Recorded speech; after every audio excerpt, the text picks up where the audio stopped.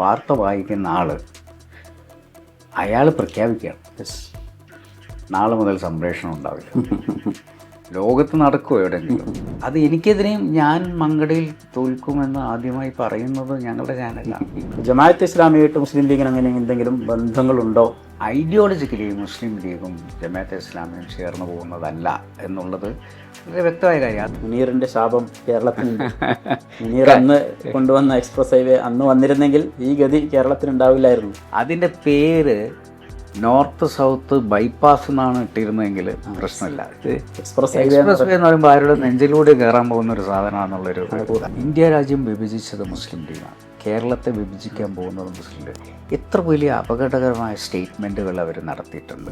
അവസാനം ഇത് പ്രസിദ്ധീകരിക്കാൻ വേണ്ടിയിട്ട് ഞാൻ തുടങ്ങിയ സ്ഥാപനമാണ് വലിയ പബ്ലിക്കേഷൻസ്. വാപ്പക്ക് കച്ചവടം ചെയ്യാൻ അറിയില്ല എന്ന് പറഞ്ഞ പോലെ തന്നെയാണ് ഞങ്ങളുടെ ജീനിനകത്ത് കച്ചവടമില്ല. ഇന്നലെ മയങ്ങുമ്പോൾ ഒരു മണിക്കേനാവിൻ്റെ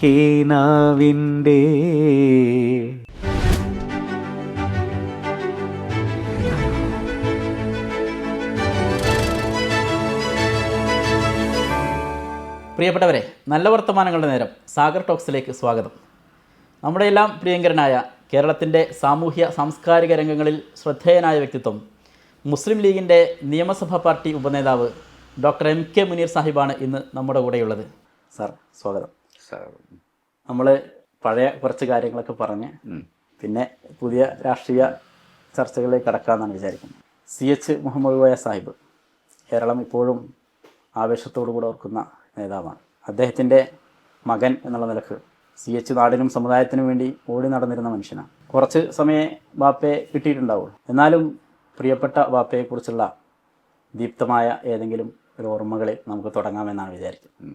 വാപ്പ ഞങ്ങളുടെ കൂടെ കുറച്ച് സമയങ്ങളെ ചിലവഴിക്കാനാണ് അദ്ദേഹത്തിന് ഉണ്ടായിട്ടുള്ളത്. കാരണം ഏറ്റവും തിരക്ക് പിടിച്ച സമയം ആയിരുന്നു ഞങ്ങളുടെ കുട്ടിക്കാലം.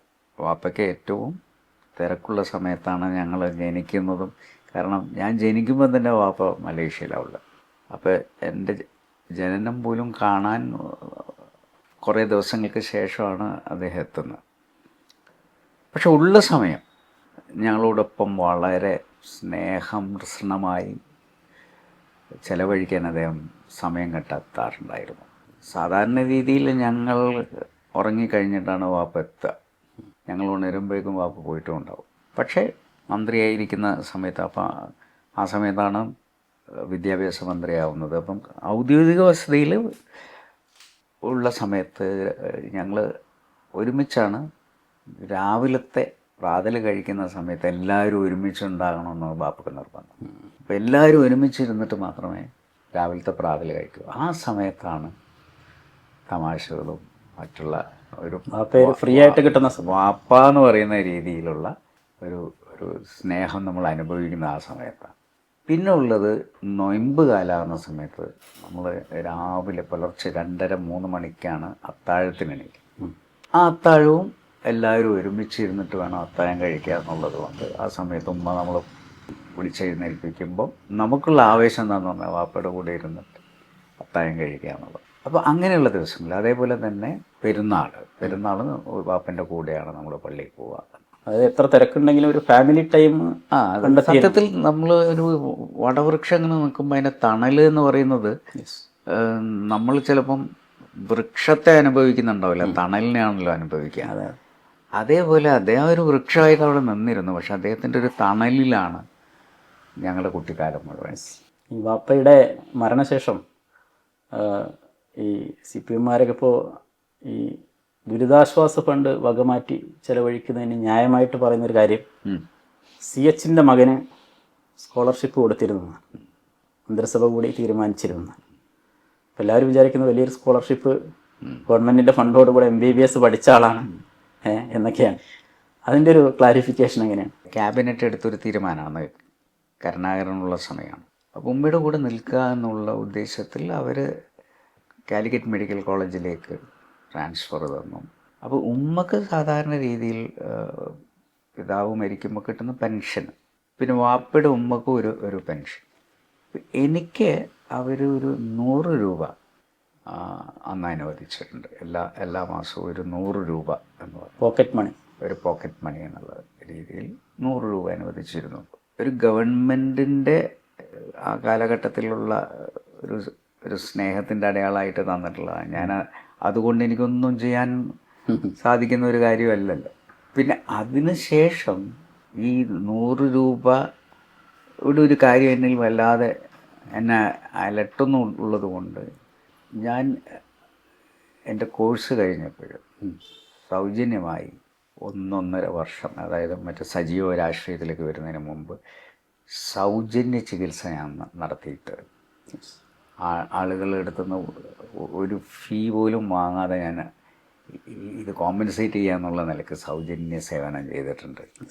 ആ സമയത്ത് ഞാൻ പറമ്പത്ത് PHCയിൽ പോയിട്ട് ഞാൻ സേവനം ചെയ്തിട്ടുണ്ട്. അങ്ങനെ ആ ഒരു കാലം എനിക്ക് കുറച്ച് സമയമേ കിട്ടിയിട്ടുള്ളൂ. ആ കിട്ടിയ സമയം മുഴുവൻ ഈ ഗവൺമെൻറ്റിൽ നിന്നും വാങ്ങിയ ഈ പൈസ എന്ന് പറയുന്നത് ഈ 100 രൂപയാണെങ്കിലും അത് തിരിച്ചു കൊടുക്കണമെന്നുള്ള ഉദ്ദേശത്തിൽ ആ കാലഘട്ടത്തിൽ പാവപ്പെട്ടവരുടെ അടുത്ത് നിന്ന് ഒരു പൈസയും വാങ്ങാതെ ഞാൻ ആ സമയത്ത് സൗജന്യ സേവനം ചെയ്തിട്ടുണ്ട്. ഇന്ത്യ വിഷനിൽ കൈവച്ചത്, അതായത് ഇന്ത്യ വിഷൻ വന്ന ആ കാലം മുതൽ ഇപ്പോഴും പല രൂപത്തിലും ചർച്ച ചെയ്യപ്പെട്ടുകൊണ്ടിരിക്കുന്ന ഒന്നാണ്. അതിൽ ഏറ്റവും പ്രധാനം ഇന്ത്യ വിഷനുമായി ബന്ധപ്പെട്ട് ഈ പാർട്ടി പ്രവർത്തകർക്ക് ഇടയിലുള്ള ഒരു ചർച്ച, പാർട്ടി പ്രവർത്തകരുടെ ഫണ്ട് കൊണ്ട് ആണ് ഇന്ത്യ വിഷൻ ഉണ്ടായത്. പക്ഷെ പലപ്പോഴും പാർട്ടിക്കെതിരായിട്ടുള്ള വാർത്തകൾ അതിൽ വന്നു, അതൊക്കെ വിവാദമായി. സത്യത്തിൽ ഇന്ത്യ വിഷൻ്റെ ഒരു സാമ്പത്തിക സ്രോതസ് എന്തായിരുന്നു?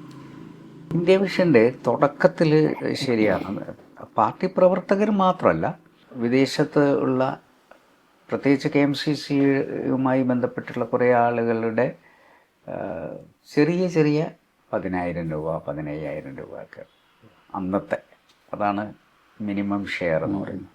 പക്ഷെ അത് വെച്ച് നമുക്കൊരു ചാനൽ തുടങ്ങാൻ പറ്റില്ലല്ലോ. അപ്പോൾ ഞാൻ തിരിച്ചു വന്നപ്പം ഏകദേശം 50 കോടി ഒക്കെ അന്ന് ആവശ്യമുണ്ട്. പക്ഷെ അന്ന് നമുക്ക് വിദേശത്തുനിന്ന് കിട്ടിയത് ഏകദേശം 1.5 കോടി രൂപ മാത്രമേ ഉള്ളൂ. പിന്നെ അത് കഴിഞ്ഞ് ഞാൻ കോപ്പറേറ്റീവ് ബാങ്കിൽ നിന്നും ലോൺ എടുക്കുകയാണ്. ലോൺ എടുത്തു. നമ്മളത് തുടക്കം കുറിച്ചപ്പോൾ കുറേ ആളുകൾ ഡയറക്ടേഴ്സായി പൈസ മുടക്കിയിട്ട് വരാൻ തുടങ്ങി. അങ്ങനെയാണ് അറ്റ്ലസ് രാമേന്ദ്രൻ, അതേപോലെ തന്നെ KC ബാബു, അവർക്ക് 2 കോടിയാണ് നമ്മളൊരു ഡയറക്റ്റ് ബോർഡിലേക്ക് വേണ്ട. അവരുടെ പണമാണ് സത്യത്തിൽ പ്രധാനമായിട്ടുള്ള സോഴ്സ് ഇൻവെസ്റ്റ്മെൻ്റ് എന്ന് പറയുന്നത്. എന്നാൽ നമുക്ക് തുടക്കം കുറിക്കാൻ വേണ്ടി നമ്മളെ സഹായിച്ചിട്ടുള്ളത് KMCC പ്രവർത്തകരും KMCC-യും അവിടെയുള്ള മറ്റുള്ള അന്ന് കോൺഗ്രസ് പ്രസ്ഥാനവും എല്ലാവരും അതിൻ്റെ കൂടെ നിന്നിട്ട് കുറേയധികം ആളുകൾ. പക്ഷേ നമുക്കത് അറിയാലോ, 10,000 നമ്മൾ കളക്ട് ചെയ്യുകയാണെങ്കിൽ അത് 1 കോടി ആവണമെങ്കിൽ എത്ര ആളുകൾ. അപ്പോൾ നമുക്ക് ബൾക്കായി നോക്കുമ്പം നമ്പർ ഓഫ് ഷെയർ ഹോൾഡേഴ്സ് എന്ന് പറയുന്നത് വിദേശത്തുള്ള നമ്മുടെ പാവപ്പെട്ട മലയാളികളാണ്. പക്ഷെ മെയിൻ സോഴ്സ് എന്ന് പറയുന്നത് ഈ പറയുന്ന ഡയറക്ടേഴ്സും അതുപോലെ തന്നെ നമ്മളെടുത്ത ലോണും, പിന്നെ അത് കഴിഞ്ഞ് TV9 എന്ന് പറയുന്ന ഒരു ചാനൽ, അതിലേക്ക് 25 കോടി രൂപ തന്നുകൊണ്ട് അവരും ഷെയർ ഹോൾഡേഴ്സായി. അങ്ങനെയാണ് നമുക്കത് റൺ ചെയ്യാനുള്ള പണം. പക്ഷേ വാർത്തകൾ ശരിക്കും വന്നു പോയതെന്താണെന്ന് വെച്ച് കഴിഞ്ഞാൽ, നമ്മൾ ഒരു പാർട്ടിക്കെതിരെ എന്നുള്ള രീതിയിലല്ല, ഒരു നിഷ്പക്ഷ ചാനൽ എന്നുള്ള നിലയ്ക്ക് ഒരു ന്യൂസ് ചാനലായി. ഇത് ലൈവാണല്ലോ, ആദ്യമായിട്ടാണ് 24/7 എന്ന് പറയുന്ന ലൈവ് എന്ന് പറയുന്ന ഒരു ചാനൽ വരുന്നത്. അപ്പോൾ ലൈവിൻ്റേതായിട്ടുള്ള കുറേ പ്രശ്നങ്ങളുണ്ടാവും. കാരണം നമ്മളിപ്പോൾ ഇവിടെ ഇരിക്കുമ്പോഴും, ഞാൻ ഇവിടെ ഇരിക്കുമ്പം അവിടെ സംഭവിക്കുന്ന 24/7 എനിക്ക് മോണിറ്റർ ചെയ്യാൻ പറ്റില്ല. മാത്രമല്ല, ഞാൻ നിങ്ങളുടെ മുഖത്തേക്ക് ഒരു ക്യാമറ വെച്ച് കഴിഞ്ഞാൽ നിങ്ങൾ എന്താണ് സംസാരിക്കാൻ പോകുന്നത് എന്നുള്ളത് ലൈവിൽ പോകുന്ന സമയത്ത് നമുക്ക് മുൻകൂട്ടി ഒരു ധാരണ ഉണ്ടാക്കാൻ പറ്റില്ല. അങ്ങനത്തെ അപ്പോൾ ലൈവ് ആദ്യമായി വന്നതിൻ്റെ പ്രശ്നങ്ങൾ എല്ലാ രാഷ്ട്രീയ പ്രസ്ഥാനങ്ങൾക്കും ഉണ്ടായിട്ടുണ്ട്. അപ്പോൾ ഞങ്ങൾക്കെതിരെ കേസ് കൊടുത്തതിൽ കോൺഗ്രസ് കേസ് കൊടുത്തിട്ടുണ്ട്, BJP എന്ന കേസ് കൊടുത്തിട്ടുണ്ട്, മാർക്സിസ്റ്റ് പാർട്ടി കേസ് കൊടുത്തിട്ടുണ്ട്. അങ്ങനെ എല്ലാവരും അത് ഒരു കേസിലേക്ക് ശരിക്കും പോകാതിരുന്നത് നമ്മുടെ പാർട്ടി തന്നെയുള്ളൂ. കാരണം പത്രപ്രവർത്തകർക്ക് ഒരു സ്വാതന്ത്ര്യം കൊടുത്തിരുന്നു എന്നുള്ളതാണ്. അതന്നെ, അത് നമ്മളെന്താ വെച്ച് കഴിഞ്ഞാൽ 24/7 ഒരു ന്യൂസ് ചാനലാകുമ്പം എല്ലാ വാർത്തകളിലും നമുക്ക് കയറി ഇടപെടാൻ പറ്റില്ല. അതുകൊണ്ട് അവർ ഉണ്ടാക്കിയിട്ടുള്ള ആദ്യത്തെ ധാരണ തന്നെ ഇതൊരു ന്യൂസ് ചാനലാവുമ്പം അവരുടെ കാര്യങ്ങളിൽ ഇടപെടരുത് എന്നുള്ളതായിരുന്നു. അത് എനിക്കെതിരെയും ഞാൻ മങ്കടയിൽ തോൽക്കുമെന്ന് ആദ്യമായി പറയുന്നത് ഞങ്ങളുടെ ചാനലാണ്. അപ്പോൾ എനിക്ക് കയറിയിട്ട് ഞാൻ തോക്കുന്ന എങ്ങനെ നിങ്ങൾ ആദ്യം മുൻകൂട്ടി പറയാമെന്ന് ചോദിക്കായിരുന്നു. ഈ ഇന്ത്യ വിഷൻ സ്കൂളിൽ പഠിച്ച ആളുകളാണ് ഇപ്പോൾ ഈ മുഖ്യധാര ചാനലുകൾക്ക് തലപ്പത്തുള്ളത്. ഇപ്പോൾ നമ്മൾ മുൻ SFIക്കാർ എന്നൊക്കെ പറയുന്ന, അല്ലെങ്കിൽ അങ്ങനത്തെ ഏതൊരു ഒരു സ്കൂളായിട്ട് അല്ലെങ്കിൽ ഒരു പാഠശാലയായിട്ട് ഇന്ത്യ വിഷൻ എടുത്ത ആളുകളാണ് പലരും ഉള്ളത്. അത് ആ ഒരു കുറ്റബോധം തോന്നുന്നുണ്ടോ എന്നൊരു ചോദ്യം. അതല്ല, ആ ചാനൽ സത്യത്തിൽ ഒരു പഠന കളരി കൂടിയായിരുന്നു. ഇപ്പോഴും അവിടെ പഠിച്ച ജേർണലിസ്റ്റുകളാണ് മറ്റ് പല ചാനലുകളെയും നയിക്കുന്നത്. അപ്പം ഞങ്ങൾ ഇടയ്ക്ക് അലൂമിനി എന്ന് പറയുന്ന യോഗങ്ങൾ കൂടാറുണ്ട്. ഒരു കോളേജിൽ നിന്നും പോകുമ്പം നമ്മൾ അലൂമിനി എന്ന് പറഞ്ഞിട്ടൊരു എല്ലാവരെയും വിളിച്ചു കൂട്ടും. ഇപ്പോഴും അങ്ങനെ വിളിച്ചാൽ എല്ലാവരും വരുന്ന ഒരു ചാനലാണ് ഇന്ത്യ. വൈകാരിക ബന്ധം അത് കാരണം അവർ പഠിച്ചു വളർന്ന ഒരു കോളേജായിട്ടാണ് അവർ ഇന്ത്യ വിഷനെ കണ്ടിട്ടുള്ളത്. അപ്പോൾ ജേർണലിസ്റ്റുകളെ, ഇന്ത്യയിലെ ഏറ്റവും പ്രധാനപ്പെട്ട ജേർണലിസ്റ്റുകളെ വാർത്തെടുത്ത ഒരു ചാനലാണ് ഇന്ത്യ വിഷൻ എന്നുള്ള നിലയ്ക്ക് ഇപ്പോഴും ഞാൻ അതിൽ അഭിമാനം കൊള്ളുന്നത്. അതേ ജേർണലിസ്റ്റുകളിൽ ഒരാൾ ഒരു സുപ്രഭാതത്തിൽ ഞങ്ങൾ നാളെ മുതൽ ചാനലില്ല എന്ന് പറയാം. എങ്ങനെയാണ് ആ സിറ്റുവേഷനെ നേരിട്ടത്? അതാണ് ഞാൻ പറഞ്ഞത്. ചില ആളുകൾക്ക് ഇപ്പം ഞാൻ പറയുന്നത് അത് നിർത്തലാക്കുന്നതിന് ഉള്ള കാരണങ്ങളിൽ ഒന്ന്, ഇതിനകത്ത് നമുക്ക് പുറത്തു നിന്നുള്ള പോരാട്ടങ്ങളെ നമുക്ക് നേരിടാൻ പറ്റും. പക്ഷേ പടയ്ക്കകത്ത് പ്രതിസന്ധി ഉണ്ടാകുന്ന സമയത്താണല്ലോ പല രാജ്യങ്ങളും തകർന്നിട്ടുള്ളത്. അതുപോലെ തന്നെ ഇന്ത്യ വിഷനും സംഭവിച്ചു. അപ്പോൾ ഇന്ത്യ വിഷൻ വാർത്ത വായിക്കുന്ന ആൾ അയാൾ പ്രഖ്യാപിക്കുകയാണ്, നാളെ മുതൽ സംപ്രേഷണം ഉണ്ടാവില്ല. ലോകത്ത് നടക്കുമോ എവിടെയെങ്കിലും? അത് മാതൃഭൂമിയിൽ നടക്കുമോ, അത് മനോരമയിൽ നടക്കുമോ? ഇത് നമ്മൾ കൊടുത്തൊരു സ്വാതന്ത്ര്യത്തെ അവർ ദുരുപയോഗം ചെയ്ത 1-2 ആൾക്കാർ അതിനകത്ത് ഉണ്ടാക്കിയിട്ടുള്ള പ്രശ്നങ്ങൾ. പാളയത്തിൽ പടയുണ്ടാക്കി.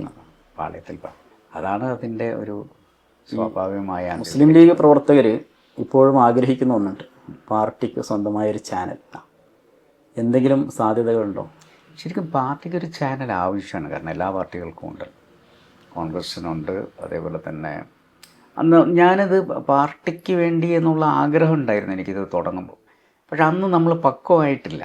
ഇപ്പോൾ എനിക്ക് തോന്നുന്നു നമ്മൾ പക്വമായൊരു സമയമാണ്. ഈ സമയത്ത് ശരിക്കും പാർട്ടിക്കൊരു ചാനൽ ഇതിനെക്കുറിച്ച് വളരെ ഗൗരവമായി പാർട്ടി ആലോചിക്കേണ്ടതാണെന്നുള്ള ഒരു അഭിപ്രായം എനിക്കുണ്ട്.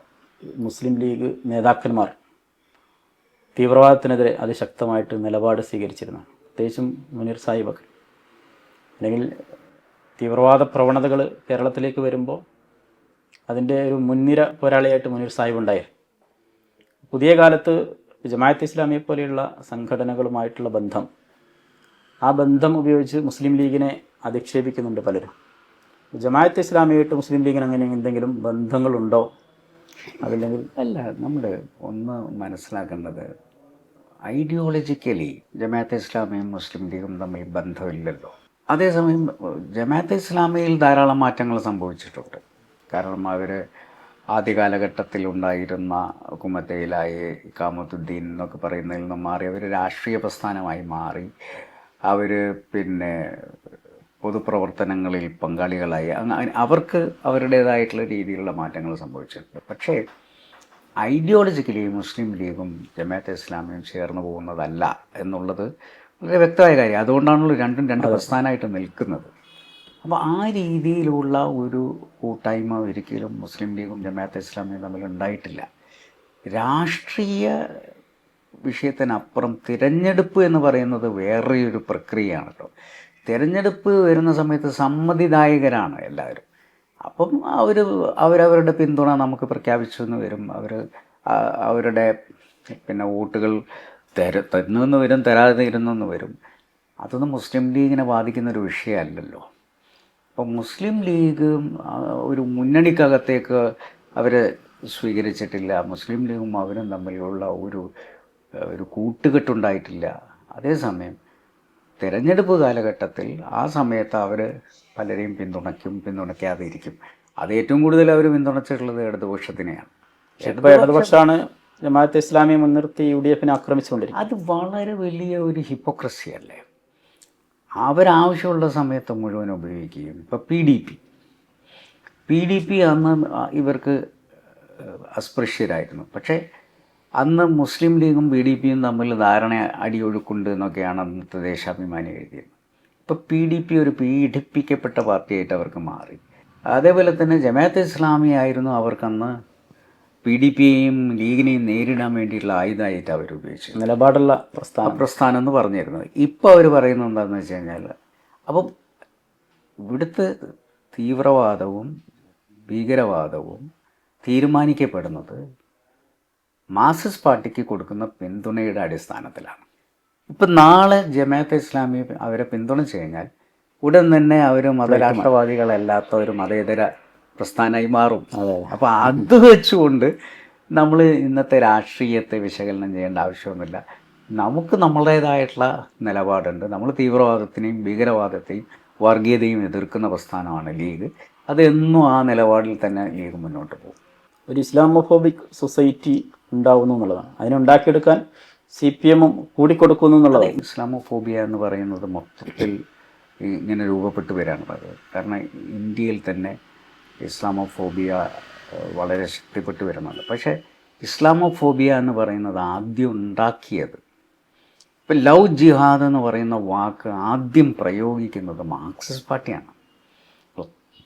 മാർക്സിസ്റ്റ് പാർട്ടിയാണ് ലവ് ജിഹാദ് എന്ന് പറയുന്ന ഒരു വാക്ക് കൊണ്ടുവരുന്നത്. മലപ്പുറം എന്ന് പറഞ്ഞു കഴിഞ്ഞാൽ ഒരു വർഗീയ ഇടമാണ് എന്ന് ആദ്യം പ്രഖ്യാപിക്കുന്നത് മാർക്സിസ്റ്റ് പാർട്ടിയാണ്. അപ്പോൾ മാർക്സിസ്റ്റ് പാർട്ടിയാണ് സത്യത്തിൽ പല ടെർമിനോളജികളും ഇവിടുത്തെ സംഘപരിവാറിന് കൊടുക്കുന്നത്. കേരളത്തിൻ്റെ പൊതുമരാമത്ത് വകുപ്പ് മന്ത്രി, അതുപോലെ തന്നെ സാമൂഹ്യക്ഷേമ വകുപ്പ് മന്ത്രിയൊക്കെ ആയിട്ട് വളരെ കാലം സേവനമനുഷ്ഠിച്ച ആളാണ് മുനീർ സാഹിബ്. ആ കാലത്ത് കേരളത്തിന് വേണ്ടി ചെയ്ത ഏറ്റവും നല്ല ഒരു കാര്യമായിട്ട് മനസ്സിൽ പതിഞ്ഞു നിൽക്കുന്ന എന്താണ്? ഞാൻ 2 ടേമുകളിൽ മന്ത്രിയായിരുന്നു. ഒന്ന് PWD മന്ത്രിയായിട്ടാണ് ഞാൻ തുടങ്ങുന്നത്. പിന്നെയാണ് പഞ്ചായത്ത് സാമൂഹ്യ നീതി വകുപ്പിലേക്ക് വരുന്നത്. എനിക്ക് പൊതുമരാമത്ത് എന്ന് പറയുന്നത് എനിക്ക് യാതൊരു ബന്ധവുമില്ലാത്തൊരു വകുപ്പാണ്. അപ്പോൾ അത് എനിക്ക് പാർട്ടി തന്നപ്പോൾ ഞാൻ ആദ്യം തന്നെ എൻ്റെ സഹപ്രവർത്തകൻ ഡോക്ടർ വേണുണ്ട്, അദ്ദേഹം പിന്നീട് ചീഫ് സെക്രട്ടറി ഒക്കെ ആയി മാറി. അപ്പോൾ അന്ന് അദ്ദേഹം IAS ഉദ്യോഗസ്ഥനാണ്. ഞാൻ അദ്ദേഹത്തോട് ചോദിച്ചു, ഞാനിപ്പോൾ പൊതുമരാമത്ത് വകുപ്പ് എടുത്തിട്ട് എന്താ ചെയ്യുക? അപ്പോൾ അദ്ദേഹം പറഞ്ഞു, എല്ലാ മന്ത്രിമാരും സാധാരണ ചെയ്യുന്നത് ഇരിക്കുന്നിടത്ത് ഇരുന്നുകൊണ്ട് ആ വകുപ്പിനെ നന്നാക്കി കൊണ്ടുപോകാൻ ശ്രമിക്കും. അതുകൊണ്ട് കാര്യമില്ല. നിങ്ങൾ ഇരിക്കുന്ന കസേരയിൽ നിന്നും 4-5 പടി മുകളിലേക്ക് കയറിയിരിക്കുക, എന്നിട്ട് ഈ വകുപ്പിനെ ആ ഉയരത്തിലേക്ക് പൊക്കാൻ ശ്രമിക്കുക. അങ്ങനെയാണ് നമ്മൾ നൂതനമായ പല ആശയങ്ങളും കൊണ്ടുവരിക എന്നുള്ള ഉദ്ദേശത്തിൽ അന്നാദ്യമായിട്ടാണ്. അതുവരെ ഈ ചെറിയ വീപ്പയിൽ ഇങ്ങനെ ഓട്ട ഉണ്ടാക്കിയിട്ട് ടാർ ചെയ്യുന്നതിൽ നിന്നും നമ്മൾ മെഷീനറികളിലേക്ക് കൊണ്ടുവന്നു. അതുപോലെ തന്നെ റബ്ബർ മിക്സ്ഡ് റോഡുകൾ ഉണ്ടാക്കാൻ തീരുമാനിച്ചു. റബ്ബറൈസ്ഡ് എന്നല്ല അതിന് പറയുക, റബ്ബർ മിക്സ്ഡ്. അതിനുവേണ്ടി KRL റബ്ബർ മിക്സ് ചെയ്യുന്നതിന് വേണ്ടിയുള്ള യൂണിറ്റ് സ്റ്റാർട്ട് ചെയ്തു. പിന്നെ KSTP എന്ന് പറയുന്ന പദ്ധതിയിലൂടെ നമ്മൾ ടെക്നോളജിയെ കംപ്ലീറ്റ് മാറ്റി. ഇന്നിപ്പോൾ ഉപയോഗിക്കുന്ന ടെക്നോളജി അന്ന് PWDയിൽ നമ്മൾ കൊണ്ടുവന്ന മാറ്റത്തിലുണ്ടായിട്ടുള്ള മെഷീൻസ്. അന്ന് ഈ മെഷീനറി കാണാൻ വേണ്ടി ആളുകൾ റോഡിൻ്റെ സൈഡിൽ തടിച്ചുകൂടുകയായിരുന്നു. കാരണം ഇതൊക്കെ ആദ്യമായിട്ടാണ് കേരളം കാണുന്നത്. അന്നാണ് നമ്മൾ എക്സ്പ്രസ് ഹൈവേ എന്ന് പറയുന്ന ഒരു പുത്തൻ ആശയം കൊണ്ടുവന്നത്. എക്സ്പ്രസ് ഹൈവേയുടെ ഉദ്ദേശ ലക്ഷ്യം എന്താണെന്ന് വെച്ച് കഴിഞ്ഞാൽ, അത് WHO പറഞ്ഞിട്ടുള്ള അന്നത്തെ അവരുടെ ഗൈഡ് ലൈൻ പ്രകാരമാണ് നമ്മൾ എക്സ്പ്രസ് വേ പ്ലാൻ ചെയ്തത്. നാഷണൽ ഹൈവേ എന്ന് പറയുന്നൊരു റോഡ് നമ്മൾ തുടയേണ്ടതില്ല, പകരം ഒരു പുതിയ അലൈൻമെൻ്റ് ഉണ്ടാക്കുക. ആ അലൈൻമെൻറ്റിലൂടെ നമുക്ക് ഡൈവേർട്ട് ചെയ്യാം, ട്രാഫിക് ഡൈവേർട്ട് ചെയ്യാം. അത് നമ്മൾ 2030 അന്നത്തെ കാലഘട്ടത്തിൽ 2030-35 ട്രാഫിക്കാണ് നമ്മൾ മുൻകണ്ടിട്ടുള്ളത്. DPR ഉണ്ടാക്കിയിരുന്നല്ലോ. എല്ലാം ഉണ്ടാക്കി 12 വരിയായിട്ടാണ് നമ്മൾ ഇപ്പോഴും നമ്മൾ ഉണ്ടാക്കിയിട്ടുള്ള ഇതുണ്ടല്ലോ. ഇത് 2 വർഷം കഴിയുമ്പോഴേക്ക് സാച്ചുറേഷനിലേക്ക് എത്തും. ഇനി നമ്മൾ വേറെ ഒരു റോഡിനെ കുറിച്ച് ചിന്തിക്കേണ്ടി വരും. അതിനേക്കാൾ അപ്പുറം ഈ അടുത്ത് ചാനൽ ചർച്ചയിൽ ഉപേന്ദ്രനാരായണൻ എന്ന ഒരു റോഡ് സുരക്ഷാ വിദഗ്ധൻ പറഞ്ഞിരുന്നു, മുനീറിന്റെ ശാപം കേരളത്തിനുണ്ട്. മുനീർ അന്ന് കൊണ്ടുവന്ന എക്സ്പ്രസ് ഹൈവേ അന്ന് വന്നിരുന്നെങ്കിൽ ഈ ഗതി കേരളത്തിനുണ്ടാവില്ലായിരുന്നു. നമ്മൾ അന്ന് റോഡ് മുഴുവൻ വയാഡക്റ്റ് വെച്ചുകൊണ്ട് ഉണ്ടാക്കാനാണ് തീരുമാനിച്ചത്. കാരണം ഇവിടെ എംബാങ്ക്മെൻ്റ് എന്ന് പറയുന്നത് ഒരിക്കലും സാധ്യമാകുന്ന ഒരു കാര്യമില്ല. കാരണം നമ്മുടെ ക്ലൈമറ്റാണ് നമ്മൾ ഏറ്റവും ഇമ്പോർട്ടൻ്റ് ആയിട്ടുള്ള കാര്യം. അപ്പോൾ നമ്മുടെ ക്ലൈമറ്റിൽ പറ്റുന്ന രീതിയിൽ മാത്രമേ നമുക്കിത് പറ്റിയ കമ്പനികളാണ് നമ്മൾ ടൈപ്പായി. അന്ന് മലേഷ്യൻ കമ്പനിയൊക്കെ എന്താണ് പ്രത്യേകത എന്ന് വെച്ചാൽ മലേഷ്യയിൽ ഇതേപോലെ മഴയുള്ള സ്ഥലമാണ്. അതെ. അപ്പോൾ അവിടെ ഒരു നോർത്ത് സൗത്ത് എക്സ്പ്രസ് വേ ഉണ്ടാക്കി അവരുടെ എക്കോണമിയെ തന്നെ ഉയർത്തിയതിൽ വലിയ പങ്ക് വഹിച്ചിട്ടുള്ളതാണ്. ഇപ്പോൾ ജർമ്മനിയിൽ ഓട്ടോബാൻ എന്ന് പറയുന്ന ഹിറ്റ്ലറുടെ കാലഘട്ടത്തിൽ തുടങ്ങിയിട്ടുള്ള റോഡാണ് ജർമ്മനിയുടെ സ്പൈനൽ കോഡ് എന്ന് പറയുന്നത്. അതേപോലത്തെ ഒരു സാഹചര്യം ഇവിടെ ഉണ്ടാവുമായിരുന്നു. മാത്രമല്ല ഈ 2 വീലേഴ്സിനെ നമ്മൾ ഇതിൽ നിന്നും മാറ്റണം, അല്ലെങ്കിൽ ആക്സിഡൻറ്റ്സ് കൂടാനുള്ള സാധ്യതയുണ്ട്. ഇപ്പോൾ 2 വീലേഴ്സിന് സെപ്പറേറ്റ് ആയിട്ടുള്ള വേ ഉണ്ടാകണം. അങ്ങനെ പല വലിയ ആശയങ്ങളും അതിനകത്തുണ്ടായിരുന്നു. പക്ഷേ ആ സമയത്ത് എല്ലാവരും അത് പറയുന്നത് ഇതാണ്, നിങ്ങൾ ഈ കാലത്തിനപ്പുറം നിന്നുകൊണ്ട് ചിന്തിച്ചു കഴിഞ്ഞാൽ ഉണ്ടാകുന്ന പ്രശ്നങ്ങളാണ്. അപ്പോൾ അത് കുറച്ച് ആ സമയത്ത് ഇമ്മച്യൂറായി ഒരു സമയത്തായിരുന്നു, കാലം ഇമ്മച്യൂറായ സമയത്തായി പോയി ഞാൻ ആ പ്രോജക്റ്റ് കൊണ്ടുവന്നത്. അതിൻ്റെ പേര് നോർത്ത് സൗത്ത് ബൈപ്പാസ് എന്നാണ് ഇട്ടിരുന്നതെങ്കിൽ പ്രശ്നമില്ല. ഇത് എക്സ്പ്രസ് വേ എന്ന് പറയുമ്പോൾ ആരുടെ നെഞ്ചിലൂടെ കയറാൻ പോകുന്ന ഒരു സാധനമാണെന്നുള്ളൊരു. കൂത്തുപറമ്പിലെ പ്രഭാകരേട്ടൻ്റെ പശുവിനെ അഴിച്ചു കെട്ടണമെങ്കിൽ അത് കാസർഗോഡ് പോയി U-ടേൺ എടുത്ത് വരണം. അതല്ല, അതൊന്ന് ആക്സസ് കൺട്രോൾ എന്ന് പറഞ്ഞാൽ എന്താണെന്ന് അവർക്ക് അറിയില്ല. ഇപ്പോൾ ഉണ്ടാക്കിയിട്ടുള്ള ദേശീയപാത അതിനേക്കാൾ ഭീകരമായ ആക്സസ് കൺട്രോളാണ്. ഞാൻ അന്ന് എന്ത് പറഞ്ഞു അതേ സാധനം തന്നെയാണ് ആക്സസ് കൺട്രോൾ. പക്ഷെ അന്ന് ഞാൻ പറഞ്ഞതിൽ നിങ്ങൾക്ക് 500 മീറ്ററിൽ കാറ്റിൽ പാസ് ഉണ്ടായിരുന്നു. 500 മീറ്ററിൽ കാറ്റിൽ പാസ് എന്ന് പറഞ്ഞു കഴിഞ്ഞാൽ പശുവിനെ കൊണ്ടുപോകാൻ തന്നെയാണ്. അത് ഇവർക്കതൊന്നും പറഞ്ഞപ്പോൾ മനസ്സിലായില്ലെന്ന്. പിന്നെ മാത്രമല്ല എല്ലാ റോഡുകളും ഇതിൻ്റെ മുകളിലൂടെ ക്രോസ് ചെയ്ത് പോകും. അപ്പോൾ എവിടെയും ഒരു തരത്തിലുള്ള എൻട്രൻസും ഇല്ലാത്ത രീതിയിലുള്ള അതിമനോഹരമായ ഒരു സ്കീമായിരുന്നു. എനിക്ക് തോന്നുന്നു ഇന്നും ഈ കാലം ആവശ്യപ്പെടുന്നത് ദേശീയപാത വികസനത്തെക്കാൾ കൂടുതൽ ഒരു പുതിയ അലൈൻമെൻറ്റിൽ വരുന്ന വീതി കൂടിയ ഒരു റോഡ് തന്നെയാണ് എന്ന് ഞാൻ ഇന്നും വിശ്വസിക്കുന്നു. പക്ഷെ ഇടക്കാലത്ത് ഇത് വേണ്ടിയിരുന്നില്ല എന്നുള്ളൊരു സ്റ്റേറ്റ്മെൻറ്റ് നടത്തിയിരുന്നു മുനീർ സാഹിബ്. വേണ്ടില്ല എന്നല്ല ഞാൻ പറഞ്ഞത്, പരിസ്ഥിതിയെ ആഘാതപ്പെടുത്തിക്കൊണ്ടുള്ള ഒരു പദ്ധതി നടപ്പിലാക്കുന്നത് ശരിയല്ല എന്നുള്ളൊരു വിശ്വാസം എനിക്ക് ഉണ്ട് എന്നുള്ളത് മാത്രമേ പറഞ്ഞുള്ളൂ. പക്ഷേ അന്നത്തെ ഈ പദ്ധതിയെ പരിസ്ഥിതി അനുകൂലമായ പദ്ധതിയാക്കി നമുക്ക് മാറ്റായിരുന്നു. എങ്ങനെയെന്ന് വെച്ച് കഴിഞ്ഞാൽ നമ്മളൊരു മരം മുറിച്ചാൽ 10 മരം നടണം എന്ന് പറയുന്ന ഒരു തിയറി ഉണ്ട്. അത് നടപ്പിലാക്കാത്തത് കൊണ്ടാണ് നമ്മളുടെ പച്ചപ്പുകൾ പോയിക്കൊണ്ടിരിക്കുന്നത്. അന്ന് ഇതിനെ ഏറ്റവും കൂടുതൽ എതിർത്തിരുന്നത് ശാസ്ത്ര സാഹിത്യ പരിഷത്തിനെ പോലുള്ള ആളുകൾ. പക്ഷെ ഇപ്പോൾ അവരെയൊന്നും കാണുന്നില്ല. അപ്പോൾ അതിനെക്കുറിച്ച് ചിന്തിച്ചാൽ ഞാൻ അതാ പറയുന്നത്, എന്തുകൊണ്ടായിരുന്നു അത്. എനിക്ക് തോന്നുന്നു MK മുനീർ എന്ന് പറയുന്ന ഒരു വ്യക്തി കൊണ്ടുവന്നത് കൊണ്ടാണ് ആ പദ്ധതി ഷെൽവ് ചെയ്തു പോയതെന്നുള്ളതാണ് എൻ്റെ ഒരു വിശ്വാസം. അല്ലെങ്കിൽ ഇതേ മാർക്സിസ്റ്റ് കമ്മ്യൂണിസ്റ്റ് പാർട്ടി ഇന്ന് ഈ സ്ഥലമെടുക്കുകയും ആക്സസ് കൺട്രോൾ ചെയ്തതിനെയും അഭിമാനപൂർവ്വം അവരുടെ പദ്ധതിയുടെ ഒരു വിജയമായി ആഘോഷിക്കുന്നുണ്ടെങ്കിൽ ഇതിനപ്പുറം എന്താണ് ഞാൻ പറഞ്ഞിട്ടുള്ളത്? ആക്സസ് കൺട്രോൾ ഇപ്പോൾ വന്നത് ആക്സസ് കൺട്രോൾഡാണ്. അതിവേഗതയിൽ പോകണമെന്ന് പറഞ്ഞപ്പോൾ അതിവേഗതയിൽ പാവപ്പെട്ടവന് പോകേണ്ട ആവശ്യമില്ല, അത് പണക്കാർക്ക് വേണ്ടിയാണെന്ന് പറഞ്ഞു. ഇപ്പോഴും ഇവർ പറയുന്നത് നമുക്ക് ഇത്ര മണിക്കൂർ കൊണ്ട് അവിടെ നിന്ന് ഇവിടെ എത്താമെന്ന്. അപ്പോൾ അത് പ്രത്യേകമായ ഒരു ഉദ്ദേശ ലക്ഷ്യത്തിൽ ആ കാലഘട്ടത്തിൽ ആ പദ്ധതി വരരുത് എന്നുള്ള നിർബന്ധ ബുദ്ധിയോടുകൂടി പലരും ചെയ്തിട്ടുള്ളതാണ്. അന്ന് ജമാഅത്തെ ഇസ്ലാമിയും അതിൻ്റെ കൂടെയായിരുന്നു സോളിഡാരിറ്റി. അന്ന് അവരും ഈ ഞങ്ങളുടെ ഉദ്യോഗസ്ഥന്മാരെ ബന്ദികളാക്കുക പോലും ചെയ്തിട്ടുണ്ട്. ഈ എതിർപ്പ് തന്നെയാണ് പദ്ധതി ഉപേക്ഷിക്കുന്നത്. ഇന്ന് എന്തുകൊണ്ടാണ് ഈ പ്രസ്ഥാനങ്ങളൊന്നും ഇതിനെതിരെ ശബ്ദിക്കാത്തത്? ആക്സസ് കൺട്രോൾ വന്നതിനെതിരെ പശുവിനൊക്കെ അങ്ങോട്ട് പിന്നെ മാറ്റിക്കെട്ടാൻ പറ്റാത്ത അവസ്ഥയെക്കുറിച്ച് എന്താണ് സംസാരിക്കാത്തത്? എന്തുകൊണ്ടാണ് ഇതെല്ലാം ഇടിഞ്ഞു പൊളിഞ്ഞ് എംബാങ്ക്മെൻ്റ് ഉണ്ട്? ഒരുപാട് ലഘുലേഖകൾ ഇറക്കിയിരുന്നു പരിഷത്തും. എന്താണ് അവരൊക്കെ എവിടെ പോയി? പഠന റിപ്പോർട്ടുകൾ. അന്ന് ഏറ്റവും അപകടകരമായ ഒരു പ്രസ്താവന അവർ ഇറക്കിയത്, ഇന്ത്യ രാജ്യം വിഭജിച്ചത് മുസ്ലിം ലീഗാണ്, കേരളത്തെ വിഭജിക്കാൻ പോകുന്നത് മുസ്ലിം ലീഗ്. എത്ര വലിയ അപകടകരമായ സ്റ്റേറ്റ്മെൻറ്റുകൾ അവർ നടത്തിയിട്ടുണ്ട്. ഇന്ന് എന്തുകൊണ്ട് അത്തരത്തിലുള്ള ആളുകൾ ശബ്ദിക്കുന്നില്ല?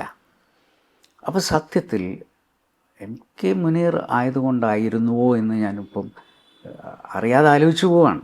സത്യത്തിൽ അതുകൊണ്ട് നിങ്ങൾ കേരളത്തിനെ എത്ര വർഷത്തേക്ക് പിന്നോട്ട് കൊണ്ടുപോയി?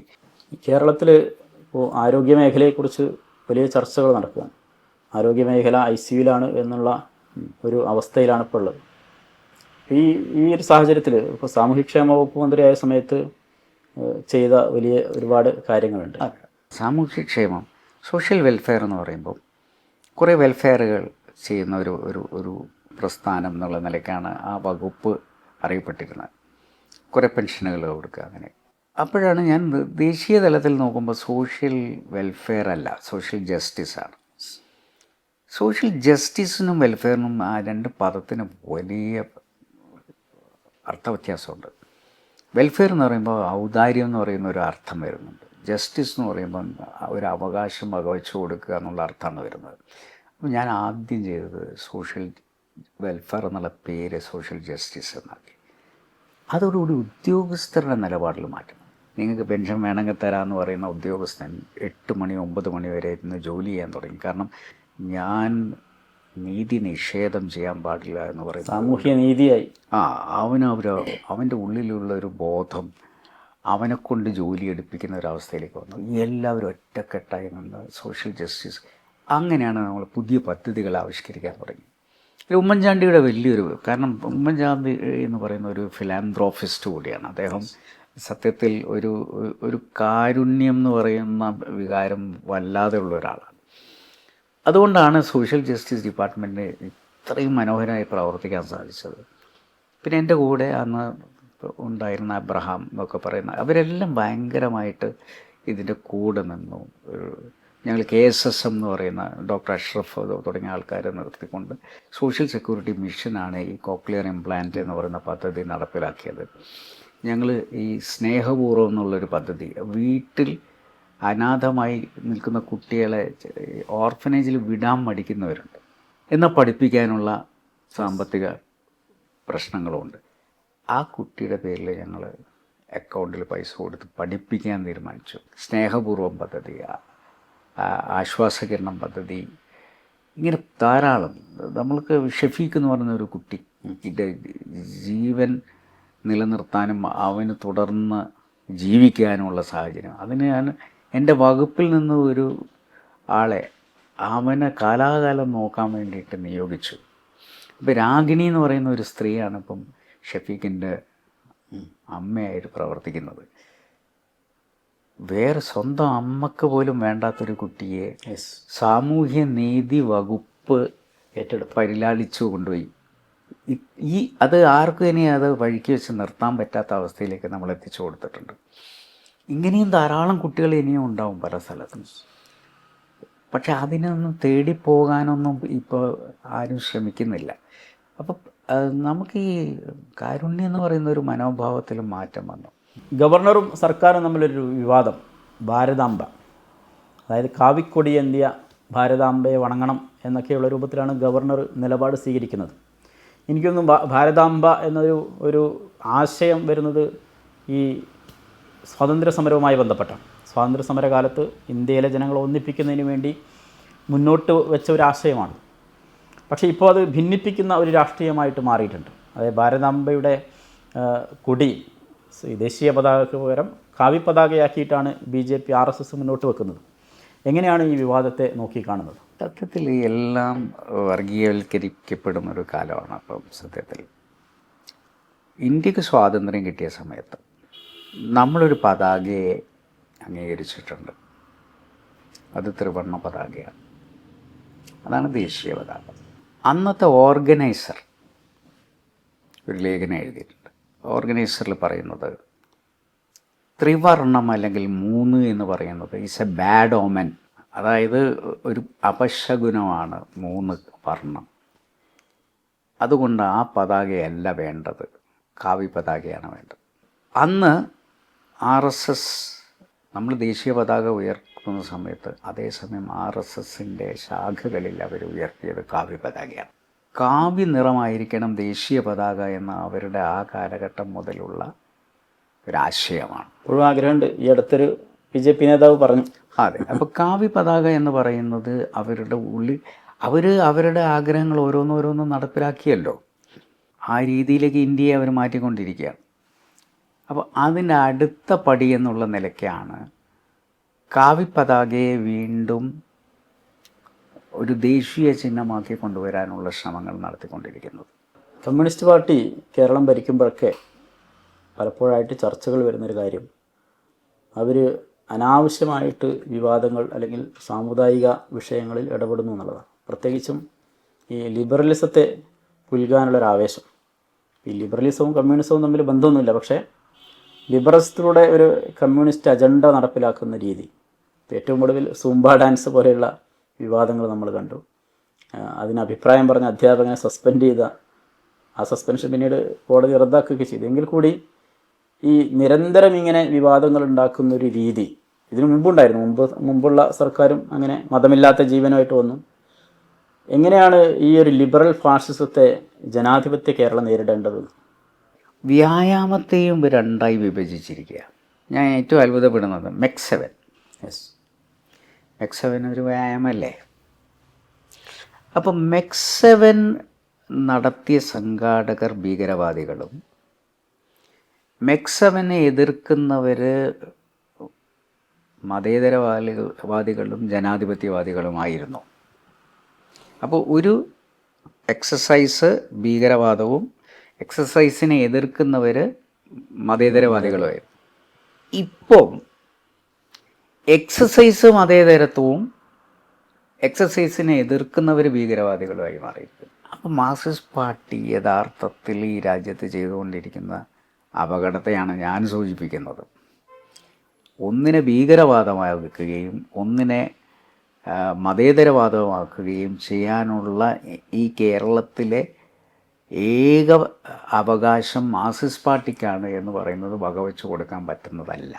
അന്ന് ആ എക്സസൈസിനെതിരെയുള്ള സംശയങ്ങളാണ് അവരുയർത്തിയതെങ്കിൽ ഇതിലും ചില സംശയങ്ങൾ ഉയർത്തപ്പെട്ടു എന്നുള്ളതാണ്. അല്ലാതെ ഇത് മുഴുവനായി എടുത്ത് കളയണമെന്ന് ആരും പറയുന്നില്ലല്ലോ. ഇല്ലല്ല. സംശയ ദൂരീകരണം നടത്തിയിട്ടേ ഒരു പദ്ധതി നടപ്പിലാക്കാൻ പാടുള്ളൂ എന്നുള്ളതിനപ്പുറം ഒന്നും ഇതിനകത്തില്ല. ഇതിനെ വർഗീയവൽക്കരിക്കുകയോ ഭീകരവാദവൽക്കരിക്കുകയോ ഒന്നും ചെയ്യേണ്ട ആവശ്യമില്ല. നമ്മളൊരു ചോദ്യം ചോദിക്കുമ്പോഴേക്കും നമ്മൾ ഭീകരവാദിയാവുകയാണ്. യാതൊരു ചർച്ചയില്ലാതെയാണ് ഇതൊക്കെ നടപ്പിലാക്കുക. അപ്പം ഞാൻ പറയുന്നത് ഏതൊരു വിഷയമാകട്ടെ അതിന് എല്ലാവരുടെയും അഭിപ്രായ സമന്വയം ഉണ്ടാക്കാനുള്ള ശ്രമമാണ് ഗവൺമെൻറ് നടത്തേണ്ടത്. പക്ഷേ ഇതും മയക്കുമരുന്ന് വിപണിയും തമ്മിൽ എന്ത് ബന്ധം എന്നുള്ളത് എനിക്കിപ്പോഴും ആലോചിച്ചിട്ട് കാണുന്നില്ല. സൂംബ എന്ന് പറയുന്നത് പിന്നെ അന്തർദേശീയ തലത്തിൽ അറിയപ്പെടുന്ന ഒരു വ്യായാമ മുറയാണെങ്കിൽ ആ വ്യായാമ മുറ സ്കൂളുകളിലേക്ക് കൊണ്ടുവരുമ്പം ആ സ്കൂളിലെ എല്ലാ വിദ്യാർത്ഥികളെയും അതിൽ ഉൾപ്പെടുത്തണമെങ്കിൽ വിദ്യാർത്ഥികളുടെ രക്ഷിതാക്കളെയും അവിടുത്തെ അധ്യാപകരെയും ബോധ്യപ്പെടുത്തിയിട്ട് വേണം അത് നടപ്പിലാക്കാൻ എന്നുള്ളതാണ് നമ്മൾ പറഞ്ഞത്. അതുകൊണ്ട് ചർച്ച ഉണ്ടാവണമെന്ന് മാത്രമേ പറഞ്ഞിട്ടുള്ളൂ. നമ്മൾ ഡോക്ടർ MK മുനീർ എന്ന എഴുത്തുകാരനെ എല്ലാവരും ഓർക്കുമ്പോൾ ആദ്യം ഓർക്കുന്ന പുസ്തകം ഫാഷിസവും സംഘപരിവാറും. ഫാഷിസം എന്ന പദം മലയാളികൾ ഫാഷിസം എന്ന് ഉപയോഗിക്കുന്നത് മുനീർ സാഹിബിൻ്റെ പുസ്തകം വന്നതിന് ശേഷമാണ്. ഫാസിസം എന്നല്ല, ഫാഷിസം എന്ന് തന്നെയാണ് പറയേണ്ടത് എന്ന് വളരെ കൃത്യമായിട്ട് അതിൽ പറയുന്നുണ്ട്. അതുപോലെ ആ പദത്തിൻ്റെ ഉൽപ്പത്തി മുതൽ ഫാഷിസം ലോകത്ത് ചെയ്തു കൂട്ടിയ കാര്യങ്ങൾ, ആ പ്രത്യയശാസ്ത്രത്തിൻ്റെ അപകടങ്ങൾ, ഇന്ത്യയിൽ എന്തൊക്കെയാണ് സംഭവിക്കാൻ പോകുന്നത് എന്ന് വളരെ കൃത്യമായിട്ട് പ്രവചിച്ച ഒരു പുസ്തകം കൂടിയാണ്. ഫാഷിസത്തെക്കുറിച്ച് അധികം മലയാളികൾ സംസാരിച്ചിട്ടില്ലാത്തൊരു കാലത്ത് എങ്ങനെയാണ് അന്നത്തെ കാലത്ത് ഫാഷിസത്തെക്കുറിച്ച് ഇത്രയും സമഗ്രമായിട്ടുള്ളൊരു പഠനഗ്രന്ഥം പുറത്തിറക്കാനുള്ള ഒരു സാഹചര്യം ഉണ്ടായത്? അത് അന്നേ ഞാൻ ഈ പുസ്തകങ്ങൾ വായിച്ചപ്പോൾ അന്ന് ആ സമയത്ത് തന്നെ ഞാൻ വിചാരധാര വായിച്ചിരുന്നു. എനിക്ക് we or our nationhood define എന്ന് പറയുന്ന പുസ്തകം അന്നത് ലഭ്യമല്ല. ഇന്നിപ്പോൾ സൗജന്യമായി നമുക്ക് നെറ്റിൽ പോയി കഴിഞ്ഞാൽ PDF ഡൗൺലോഡ് ചെയ്യാൻ പറ്റും. പക്ഷെ അന്ന് ലഭ്യമല്ല. PM സയ്യിദ് സാഹിബ് ആഭ്യന്തരം സഹമന്ത്രിയായിരിക്കുന്ന സമയത്ത് അപ്പോൾ അവിടെ എപ്പോഴും പോകും. അപ്പോൾ ഒരിക്കലും അദ്ദേഹത്തിൻ്റെ മേശപ്പുറത്ത് അദ്ദേഹം RSSുമായി ബന്ധപ്പെട്ടിട്ടുള്ള കുറേ അധികം പേപ്പറുകൾ മന്ത്രി എന്നുള്ള നിലക്ക് അദ്ദേഹത്തിന് വരുന്നുണ്ടായിരുന്നു. ആ കൂട്ടത്തിൽ we or our nationhood ഡിഫൈൻഡിൻ്റെ ഫോട്ടോസ്റ്റാറ്റ് കോപ്പി ആ മേശപ്പുറത്ത് കണ്ടു. അപ്പം ഞാൻ അവിടെയുള്ള ഒരു സ്റ്റാഫിനോട് ചോദിച്ചിട്ട് അതിൻ്റെ ഒരു കോപ്പിയോടെ എടുപ്പിച്ച് ഞാൻ കയ്യിലെടുത്തു. അപ്പോൾ പലരും we or our nationhood ഡിഫൈൻഡിൽ നിന്നുള്ള കോട്ടുകൾ ഇങ്ങനെ പല പുസ്തകങ്ങളിലും വരുന്നുണ്ട്. പക്ഷേ അതൊക്കെ വേറെ എവിടെയോ വന്ന കോട്ടുകൾ എടുത്ത് കോട്ട് ചെയ്യാന്നല്ലാതെ ഈ ഒറിജിനൽ ബുക്ക് പലരുടെ കയ്യിലും ഉണ്ടായില്ല. അപ്പം ഞാനിത് മുഴുവൻ വായിച്ചപ്പോൾ അതിൻ്റെ ഇൻട്രോ മുതൽ അതിന് ആമുഖക്കുറിപ്പ് എഴുതിയ വ്യക്തി മുതൽ ഇതിനകത്ത് ഈ ഫാഷിസ്റ്റ് ഐഡിയോളജിയെക്കുറിച്ച് അതിൽ സംസാരിക്കുന്നുണ്ട്. അപ്പോൾ അതെന്നെ ഭയങ്കര സ്ട്രൈക്ക് ചെയ്ത് എനിക്കന്ന് 30 വയസ്സോ മറ്റേ ഉള്ളൂ, 35 വയസ്സേ ഉള്ളൂ. ആ സമയത്താണ് ഞാനത് അപ്പോൾ ഞാൻ ഫാഷിസ്റ്റ് ഗ്രന്ഥങ്ങൾ വാങ്ങാൻ തുടങ്ങി. അഡോൾഫ് ഹിറ്റ്ലറെ കുറിച്ച്, മീൻ ക്യാമ്പ്, പിന്നെ വിചാരധാര, സോഴ്സ് തന്നെ പഠിക്കണം. വിചാരധാരയും മീൻ ക്യാമ്പും ഞാനൊരു കമ്പാരിസൺ, അഡോൾഫ് ഹിറ്റ്ലറുടെ മീൻ ക്യാമ്പും. അപ്പോൾ ഏകദേശം അതിൻ്റെ കണ്ടൻറ്റ് ഒന്ന് തന്നെയാണ് മനസ്സിലായത്. അപ്പം ഞാൻ സമഗ്രമായി ഇതിനെക്കുറിച്ച് പഠിക്കാൻ തുടങ്ങി. അപ്പോൾ തൂലിക എന്ന് പറയുന്ന ഒരു പ്രസിദ്ധീകരണം എന്ന് തുടങ്ങിയ സമയത്ത് അപ്പോൾ അതിനകത്ത് ഞാൻ 3 ലേഖനം എഴുതി. യൂത്ത് ലീഗിൻ്റെ മുഖപത്രത്തിൽ ഫാഷിസം എന്ന് പറയുന്ന ഈ വിഷയം വെച്ചുകൊണ്ട് 3 ലേഖനം ഇതിനകത്തു നിന്ന് എഴുതി. അതിനടുത്ത് ഗോയൽ എന്ന് പറയുന്ന ഒരാളുണ്ട്. അയാൾ പഴയ RSSകാരനായിരുന്നു. അയാൾ RSSൽ നിന്ന് വിട്ടുവന്ന് അപ്പോൾ അദ്ദേഹം തിരുവനന്തപുരത്ത് എന്നെ കാണാൻ വന്നപ്പോൾ അദ്ദേഹം RSS വിട്ട ശേഷം എഴുതിയ പുസ്തകത്തിൻ്റെ ഒരു കോപ്പി എനിക്ക് തന്നു. അപ്പോൾ അതും ഞാൻ വായിച്ചപ്പം കുറേ ഇതിൻ്റെ ഉള്ളുകള്ളികൾ മനസ്സിലാക്കാൻ തുടങ്ങി. അതാണ് ഞാൻ പിന്നെ ആ പുസ്തകത്തിന് വേണ്ടി പിന്നെ എവിടെ കണ്ടു കഴിഞ്ഞാലും അതുമായി ബന്ധപ്പെട്ട പുസ്തകങ്ങൾ വാങ്ങും. അപ്പോൾ ക്രിസ്റ്റോഫ് ജാഫർ ലെറ്ററിൻ്റെ ഹിന്ദു നാഷണലിസം എന്ന് പറയുന്നൊരു പുസ്തകം, അതിനകത്താണ് ഈ ജർമ്മൻ ബന്ധങ്ങളെക്കുറിച്ചുള്ള, അതായത് ഈ ഡോക്ടർ മോഞ്ചെ പിന്നെ മുസോളിനിയെ കണ്ടതും ഒക്കെയുള്ള വിഷയങ്ങൾ കിട്ടുന്ന അങ്ങനെ. അപ്പോൾ പിന്നെ ഞാനതൊരു പുസ്തകമാക്കി. ആ പുസ്തകം പിന്നെ എനിക്ക് തോന്നി അത് ധാരാളം റെഫറൻസുകളുള്ളൊരു പുസ്തകമായിരുന്നു. ആ പുസ്തകം പ്രസിദ്ധീകരിക്കാൻ പല ആളുകളെയും സമീപിച്ചു. പലർക്കും അത് ഒരു പേടിയായിരുന്നു ആ സമയത്ത് തന്നെ. 1900 ബാബരി മസ്ജിദൊക്കെ ആ സമയത്തേക്ക് വളരെ രൂക്ഷമായി ആ വിഷയം വന്നിരുന്ന ഒരു സമയമാണ്. അപ്പോൾ അതടക്കമുള്ള കാര്യങ്ങൾ ഞാൻ അതിനകത്ത് വിശദീകരിക്കുന്നുണ്ട്. യഥാർത്ഥ ശ്രീരാമൻ ആര് എന്നൊക്കെ പറയുന്ന കാര്യങ്ങളൊക്കെ വെച്ചുകൊണ്ടാണ് അത്. അവസാനം ഇത് പ്രസിദ്ധീകരിക്കാൻ വേണ്ടിയിട്ട് ഞാൻ തുടങ്ങിയ സ്ഥാപനമാണ് ഒലീവ് പബ്ലിക്കേഷൻസ്. ഒലീവിനെ കുറിച്ച് ചോദിക്കണം എന്ന് വിചാരിച്ചായിരുന്നു. അപ്പോൾ ഈ പുസ്തകത്തിന് പിന്നെ C അച്യുതമേനോൻ അവാർഡ് ലഭിച്ചു ആ സമയത്ത്. പിന്നെ അങ്ങനെ ധാരാളം പുരസ്കാരങ്ങൾ കിട്ടിയ ഒരു പുസ്തകം കൂടിയാണ്. ഇപ്പോൾ CH മുനീർ സാഹിബിനെ കുറിച്ച് പറയുമ്പോൾ ഈ നഷ്ടക്കച്ചവടങ്ങൾ ഒരുപാടുണ്ടായ ആളുകളാണ്, കച്ചവടത്തിൽ ലാഭം ഉണ്ടാക്കാത്ത ആളുകൾ. ഒരു പ്രസാധക സംരംഭം എന്നുള്ള നിലക്ക് ഒലീവിനെ എങ്ങനെയാണ് കൊണ്ടുപോകുന്നത് എന്നുള്ളൊരു ചോദ്യം. സത്യത്തിൽ വാപ്പക്ക് കച്ചവടം ചെയ്യാൻ അറിയില്ല എന്ന് പറഞ്ഞ പോലെ തന്നെയാണ് ഞങ്ങളുടെ ജീനിനകത്ത് കച്ചവടമില്ല. വാപ്പ ഇതേപോലെ ചിലതൊക്കെ ശ്രമിച്ചിരുന്നു. നമ്മുടെ വഹാബ് സാഹിബിൻ്റെ പിതാവും വാപ്പയും കൂടെ നിലമ്പൂരിൽ PV ആലുവക്കുട്ടി സാഹിബ് അവർ രണ്ടുപേരും കൂടെ കൂട്ടിയിട്ട് അവിടെ ഒരു 12 ഏക്കർ ഭൂമി വാങ്ങിയിരുന്നു. അത് ചെറിയ പൈസയാണ്. അപ്പോൾ വാപ്പ സമയത്ത് MP ആണ്. അപ്പോൾ MPക്ക് മാസത്തിൽ കിട്ടുന്ന ശമ്പളവും അതേപോലെ തന്നെ സബ്സിഡി ഉണ്ട്. റബ്ബർ കൃഷി ചെയ്യുന്നുണ്ടെങ്കിൽ സബ്സിഡി ഉണ്ട്. അതും കൂടെ കൂട്ടി കച്ചവടം ചെയ്യാം, ഒരു റബ്ബർ എസ്റ്റേറ്റ് തുടങ്ങാമെന്നുള്ളതിലേക്ക് 12 ഏക്കറിൽ ഒരു റബ്ബർ എസ്റ്റേറ്റ് ഇവർ രണ്ടുപേരും കൂടി ആരംഭിച്ചു. പക്ഷേ അപ്പോഴേക്ക് സബ്സിഡി നിന്നു. പാപ്പയുടെ കയ്യിൽ പൈസ ഇല്ലാതെയായി. എൻ്റെ അടുക്ക് മന്ത്രിയാവേണ്ടി വന്നു. അപ്പോൾ ഇവർ രണ്ടുപേരും കൂടി അത് വിറ്റ് കാലിയാക്കി. അതിന് ശേഷം ഈ കച്ചവടത്തിനൊന്നും വാപ്പ നിൽക്കാറില്ല. ഉള്ള പൈസ, ശമ്പളം കിട്ടുന്ന പൈസ എടുത്തിട്ട് ജീവിക്കുക എന്നുള്ളതായിരുന്നു. കാറ് പോലും നമ്മൾ എത്രയോ കാലത്തിന് ശേഷമാണ് ഒരു കാറൊക്കെ വാങ്ങുന്നത്. അത് ആ ഒരു ഫിയറ്റ് കാറാണ് ആദ്യമായിട്ട് വാങ്ങുന്നത്. അതേപോലെ തന്നെയാണ് ഇപ്പം ഞാൻ ഈ ഒലിവ് പബ്ലിക്കേഷൻ ആരംഭിച്ചു. അത് ഒരു നോ ലോസ് നോ പ്രോഫിറ്റ് എന്ന് പറയുന്ന രീതിയിൽ അത് നഷ്ടം ആണെന്ന് ചോദിച്ചാൽ നഷ്ടമല്ല. ലാഭം കിട്ടുന്നുണ്ടോ എന്ന് ചോദിച്ചാൽ യാതൊന്നൊരു ലാഭം കൊയ്യുന്നുമില്ല. ഈ സാംസ്കാരിക കേരളം നിർമ്മിക്കുന്നതിൽ വലിയ പങ്ക് വഹിച്ച ഒരു പ്രസിദ്ധീകരണമാണ് ചന്ദ്രികാഴ്ച പതിപ്പ്. ചന്ദ്രികാഴ്ച പതിപ്പ് പലപ്പോഴായി നിർത്തി വീണ്ടും പ്രസിദ്ധീകരിക്കുന്ന ഒരു സാഹചര്യമാണുള്ളത്. ഇപ്പോൾ ഏറ്റവും ഒടുവിൽ വീണ്ടും പ്രസിദ്ധീകരിക്കപ്പെട്ടു. അതിൻ്റെ ഒരു ചുമതല പാർട്ടി മുനീർ സാഹിബിനാണ് ഏൽപ്പിച്ചിട്ടുണ്ട്. പീരിയോഡിക്കൽ മാനേജിങ് എഡിറ്ററായിട്ട് താങ്കളെ നിയമിച്ചിട്ടുണ്ട്. ഇപ്പോൾ ഏറ്റവും ഒടുവിൽ ബഷീർ പതിപ്പ് ഇറങ്ങി. ബഷീറിൻ്റെ അറിയപ്പെടാത്ത കൃതി കമാൽ അത്താത്തുർക്കിനെ കുറിച്ചുള്ള. അപ്പോൾ എന്തായാലും വീണ്ടും ചന്ദ്രികാഴ്ച പതിപ്പ് ഇങ്ങനെ സാംസ്കാരിക കേരളത്തിൽ ഇങ്ങനെ പിച്ചവെച്ച് തുടങ്ങിയാണ്. എന്തൊക്കെയാണ് അതുമായി ബന്ധപ്പെട്ട പ്രതീക്ഷ? ഈ ചന്ദ്രിക ആഴ്ച പതിപ്പ് എന്ന് പറയുന്നത് ഒരു കാലഘട്ടത്തിൽ സാംസ്കാരിക ലോകവുമായി നമ്മളെ ബന്ധപ്പെടുത്തിയിരുന്ന പ്രസിദ്ധീകരണമായിരുന്നു. അതിലൂടെ വൈക്കം മുഹമ്മദ് ബഷീർ ആ കാലഘട്ടത്തിൽ എഴുതി തുടങ്ങിയിട്ടുണ്ട്.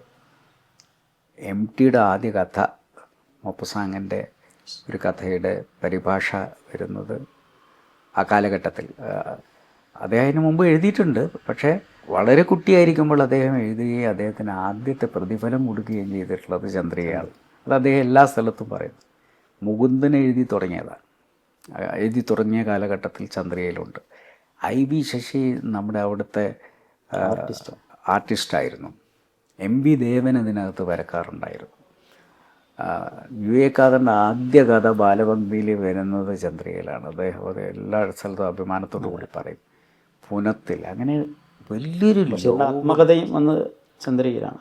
അങ്ങനെ വലിയൊരു ലോകം ഉണ്ടായിരുന്നു. അന്ന് തന്നെ വൈക്കം മുഹമ്മദ് ബഷീർ എഴുതിയിട്ടുള്ള ഒരു അദ്ദേഹത്തിൻ്റെ ലേഖനമോ കഥയോ പ്രസിദ്ധീകരിച്ചിട്ട് വീണ്ടും ചന്ദ്രികാഴ്ച പതിപ്പ് പ്രിൻ്റ് ചെയ്യേണ്ടി വന്നിട്ടുണ്ട്. അത് ആത്മകഥയുടെ ആദ്യ ഭാഗം വീണ്ടും അച്ചടിക്കേണ്ടി വന്നു, തികയാതെ വന്നപ്പോൾ. അപ്പോൾ അങ്ങനെയുള്ളത് കുറച്ച് കാലമായി പല കാരണങ്ങളാലും നമ്മുടെ സാമ്പത്തിക പ്രശ്നമെല്ലാം കൊണ്ട് നമ്മൾ ഓൺലൈനിൽ മാത്രം അതിൻ്റെ ഈ ചന്ദ്രിക മാത്രമാണ് ഇറങ്ങിക്കൊണ്ടിരുന്നത്. അപ്പോൾ എല്ലാവരും അങ്ങനെ ഒരു ആശയത്തിലേക്ക് വരണമെന്ന് നമ്മുടെ ബോർഡ് തീരുമാനിച്ചു. പ്രത്യേകിച്ച് സാദിഖ് അലി ശിഹാബ് തങ്ങൾക്ക് ആ കാര്യത്തിലൊരു നിർബന്ധം വന്നു. അങ്ങനെ അതിൻ്റെ ഒരു ചുമതല എനിക്ക് നൽകി. അപ്പോൾ നമ്മളിപ്പോൾ ഏകദേശം 6-7 ലക്കം ഇറക്കി കഴിഞ്ഞു. എനിക്ക് തോന്നുന്നത് നമുക്ക് കൂടുതൽ ആളുകൾ ഇപ്പോൾ അതിനെക്കുറിച്ച് അറിഞ്ഞു തുടങ്ങി. എന്തായാലും ഒരുപാട് നേരം നമ്മൾ പല കാര്യങ്ങൾ സംസാരിച്ചു. നമുക്ക് അവസാനിപ്പിക്കാൻ തോന്നുന്നു. ഒരു പാട്ടുപാടി അവസാനിപ്പിച്ചല്ലോ ബാബുക്കാൻ്റെ. കോഴിക്കോട് എന്ന് പറയും ബാബുക്ക നമ്മുടെ ഒരു വികാരമാണ്. ഇന്നലെ മയങ്ങുമ്പോൾ ഒരു മണിക്കേനാവിൻ്റെ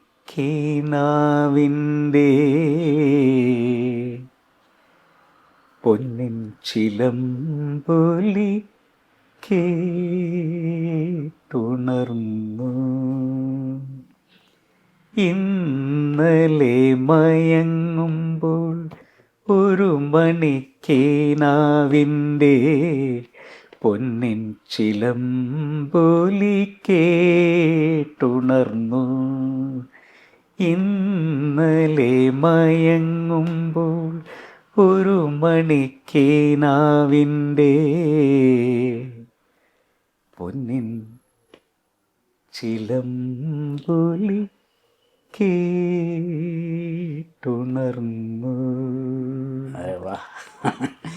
എന്തായാലും സന്തോഷം. മനസ്സ് തുറന്ന സംസാരത്തിന് താങ്ക് യു.